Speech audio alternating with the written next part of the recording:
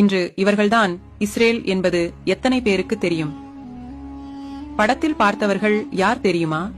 21 ஆண்டுகளுக்கு முன்பு ஆடையின்றி அலைந்த இந்த மக்களுக்கு உலகில் யாரும் அடைக்கலம் கொடுக்கவில்லை.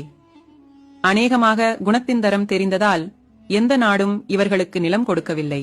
இருப்பினும் 1940இல் அடைக்கலம் கிடைக்கும் என்ற நம்பிக்கையில் அனைவரும் வெறுங்கையுடன் வெளியேறினர். அக்ஸா பூமிக்கு வந்தபோது அவர்களுக்கு கருணை காட்டியது பாலஸ்தீனத்தின் குழந்தை நாடு. அவர்களுக்கு தங்குமிடம், உணவு, உடை, நிலம் மற்றும் பிற தேவையான சேவைகளை வழங்கினர். ஆம், இவர்கள்தான் இன்றைய இஸ்ரேலியர்கள் அல்லது யூதர்களின் முன்னாள் தலைமுறை. தங்கள் உணவை சாப்பிட்டு வளர்ந்த யூத சந்ததியினர் பிற்காலத்தவர்களின் வீடுகளையும் நிலங்களையும் கையகப்படுத்தி அவர்களுக்கு எல்லாவற்றிலும் உதவிய பாலஸ்தீனியர்களின் பெருமை, ஆவி மற்றும் நம்பிக்கையை அழித்தார்கள்.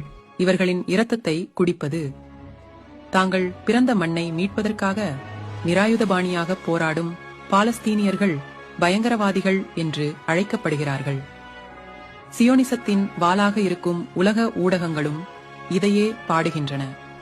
இதை அவ்வப்போது நினைவூட்ட வேண்டும்.